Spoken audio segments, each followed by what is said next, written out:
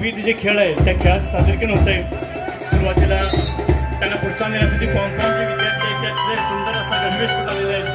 त्यानंतर मर्दानी खेळ लाठीकाठी, झाशीची राणी, त्याबरोबर ताराबाई यांच्यासारख्या मर्दानी खेळाचं प्रात्यक्षिकरण या ठिकाणी विद्यार्थी घेत आहेत. लाठीकाठी, कानपट्टा, मर्दानी खेळ जे काळाच्या याच्यामध्ये लुप्त होत आहेत त्यांना उजाळ देण्यासाठी या ठिकाणी न्यू इंग्लिश स्कूल न्यूजचे विद्यार्थी लाठीकाठीचं एक सुंदर प्रदर्शन आपल्यासमोर सादर करत आहेत.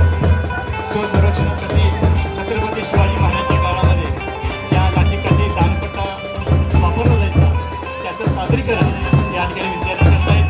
जी एक काळाची गरज बनलेली आहे. जे पारंपरिक खेळ आहेत ते लुप्त होऊ नयेत, त्यांना उजाळ मिळावा यासाठी त्या ठिकाणी लाठीकाठी एका मर्दानी खेळाचं प्रदर्शन विद्यार्थ्यांनी करतायत. अतिशय कुशलतेनं त्यांनी हा सराव केलेला आहे आणि त्यासमोर सादर करतायत. लाठीकाठी, दानपट्टा, स्वसंरक्षणासाठी वापरला जाणारा खेळ.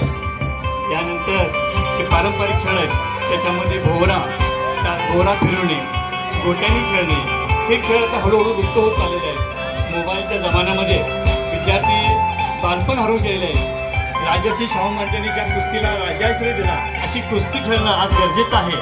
ही कुस्तीमुळंच त्याचबरोबर भोवरा खेळणे, गोट्या खेळणे याच्यामुळे शारीरिक जडणघडण होत असते. मानसिक आणि शारीरिक संतुलन राहण्यासाठी आणि चांगलं आरोग्य ठेवण्यासाठी एक बलशाली भारत बनवण्यासाठी हा खेळ खेळणं अत्यंत महत्त्वाचं आहे. त्याचा उजाळा या ठिकाणी घेत आहेत. मुलींसाठी दोरी उडी, लंगडी, शिवपाठ, फुगडी या सर्व खेळांचा उजाळा देणं ही काळाची गरज आहे, जे हे विद्यार्थी आपल्यासमोर सादर करत आहेत. मोबाईलच्या जमान्यामध्ये मुलं हा सगळा खेळ विसरत चाललेले आहे. तर हे खेळ खेळणं ही एक भारतीय संस्कृती आहे आणि या भारतीय संस्कृतीनं शारीरिक मानसिक जडणघडण करण्यासाठी या खेळाची निर्मिती केलेली आहे. हे खेळ आपल्यासमोर सादर करत आहेत.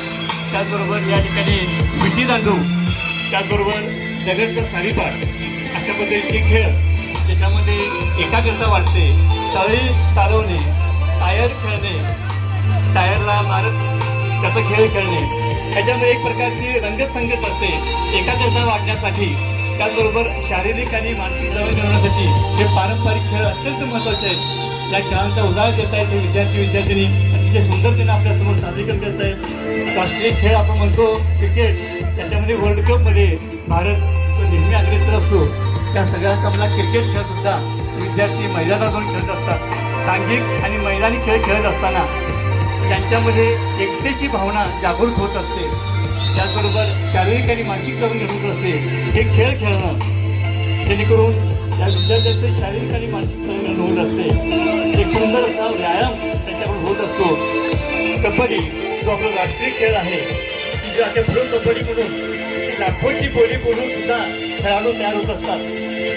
अतिशय सुंदर असा खेळ की जो खेळण्यासाठी आपण भारतीय संस्कृतीमध्ये त्याला महत्त्व दिलेलं आहे. तो कबड्डी खेळ विद्यार्थी आणि मुलींसाठी सुद्धा तितकाच महत्त्वाचा असा कबड्डी खेळ. त्याच्यामध्ये सांघिक कौशल्य वाटतं, एकात्मता वाटते. असे खेळ खेळणं ही काळाची गरज बनलेली आहे आणि अतिशय सुंदर सादरीकरण. आणि सगळ्यात महत्त्वाचं म्हणजे हॉकी जो राष्ट्रीय खेळ आहे त्या खेळामध्ये नूरची पंढरी म्हणून ओळख निर्माण झालेली आहे. असे आपल्या न्यू इंग्लिश स्कूल नूरनं आतापर्यंत जवळजवळ 300 विद्यार्थी राष्ट्रीय खेळावर घडवलेले आहेत. आणि ह्या खेळाचा उजाळा करण्यासाठी त्याचबरोबर त्याची उजळणी आणि या खेळाचं महत्त्व आपल्यासमोर सादरीकरण करत आहे न्यू इंग्लिश स्कूल नूरचे विद्यार्थी. यानंतर आपल्या समोर जे सादर होत आहेत ते सुंदर अशी मनोरे सादर होत आहेत, मानवी मनोरे.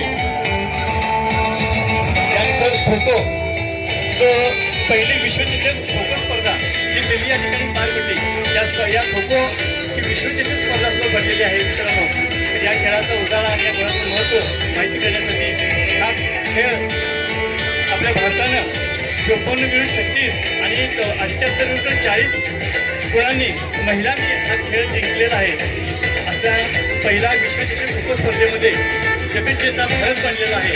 असा सुंदर असा राष्ट्रीय खेळ खो-खो याचं प्रात्यक्षिक आपल्यासमोर होत आहे.